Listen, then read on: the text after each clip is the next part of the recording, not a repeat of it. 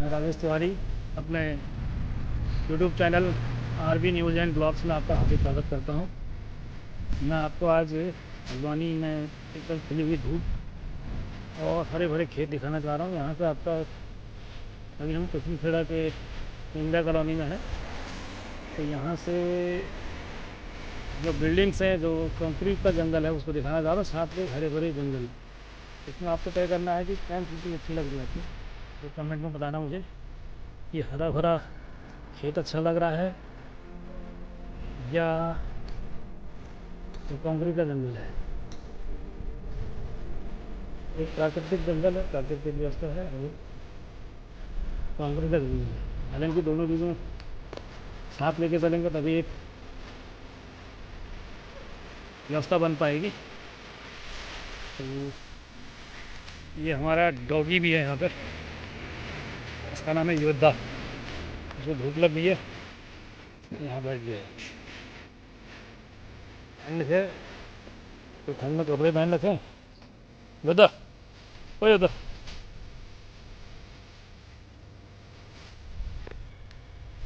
देखिए पूरा जंगल कंक्रीट का, आलीशान मकान बने हैं चारों ओर। देखो आप, चारों ओर से आपको वही नज़ारा दिखाई देगा। और ट्रैफिक तो यहाँ कम है क्योंकि ये दिल्लियों का मामला है। लेकिन जिस एरिया में आप लोगों को दिखाना चाह रहा हूँ, ये हल्द्वानी का हार्ट है, क्योंकि मेन रोड से भी नज़दीक है, बाज़ार से नज़दीक है, और हॉस्पिटल है, अच्छे से अस्पताल भी आस पास में है।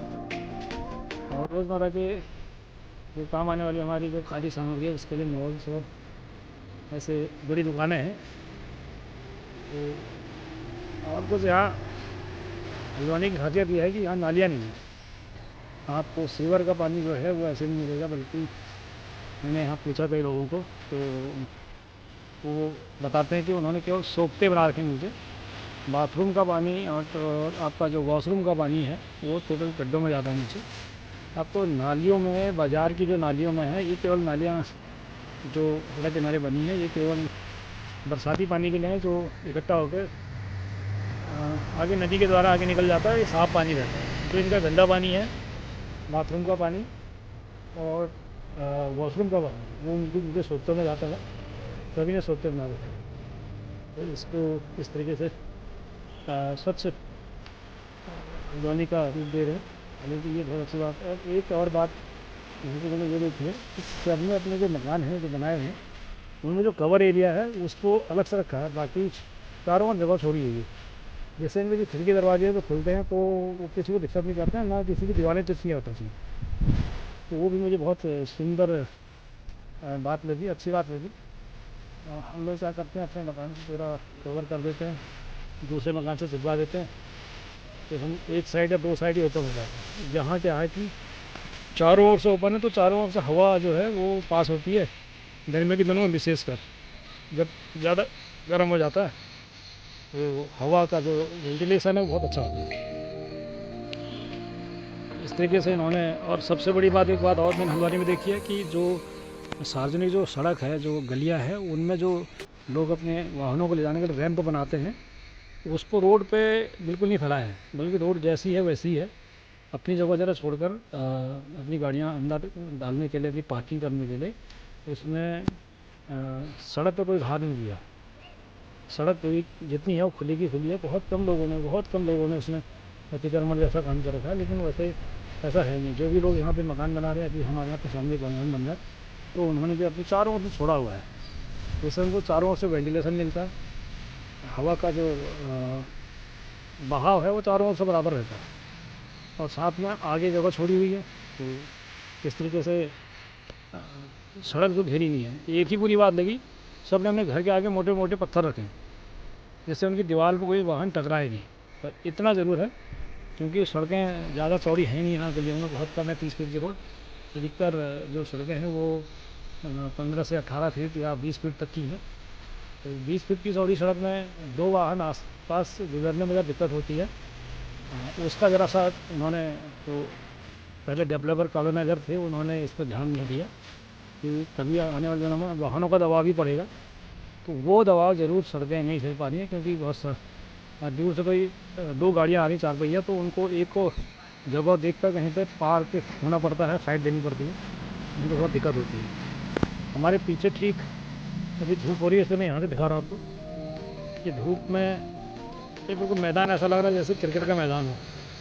इसमें गेहूँ बोया गया है जो अब 2 महीने बाद तैयार हो जाएगा। तो खुली जगह भी है और बड़े आलीशान मकान बने हैं। ये जैसे मैं आपको दिखा रहा हूँ, गली दिखा रहा हूँ, गली ये 18 से 20 फीट की गलियाँ है, ज़्यादा चौड़ी गली नहीं है। लेकिन अधिकतर जो अब जो बन रही है कॉलोनी वो 30 फीट में के दायरे में आ रही है। शायद सरकार के ऐसे नियम भी हैं कि 30 फीट चौड़ी रोड होनी चाहिए। और मुझे सबसे बढ़िया बात यहाँ लगी कि चारों ओर अपने लोगों ने जगह छोड़ी हुई है। और साथ में एक बड़ी बात ये लगी जो सीवर का पानी है, नाली का पानी है, गंदगी है, नहाने धोने का पानी है, कपड़े धोने का, वो सड़कों पे नहीं है, बल्कि केवल बरसात का पानी सड़क पर आता है जो लेंटर से गिर के आता है। और जो रोज़मर्रा में जो हम गंदा पानी हम बाहर फेंक रहे हैं वो सीवर में नीचे जो सोखते हैं उनमें जा रहा है, जो वापस सन के नीचे धरती में जाता होगा। तो वो बहुत बढ़िया बात है कि इससे बदबू नहीं है गलियों में, और सफाई बहुत अच्छी है।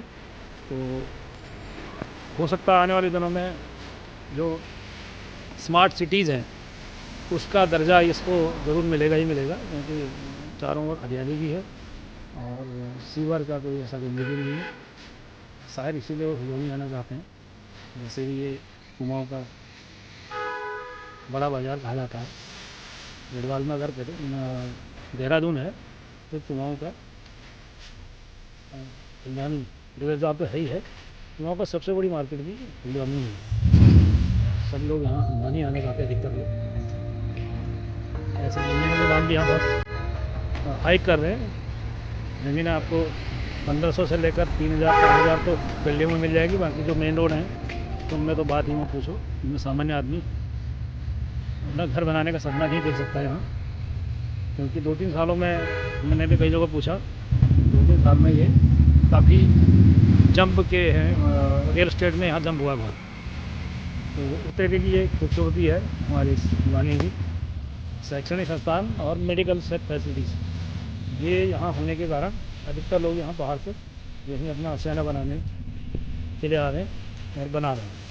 और ये शहर जो है ये ग्रोइंग शहर के रूप में पहचान बना रहा अपनी, और स्वच्छ शहर तो है ही। मेरे इस ब्लॉग को जरूर देखिए और ध्वनि को भी लाइक कीजिए। धन्यवाद।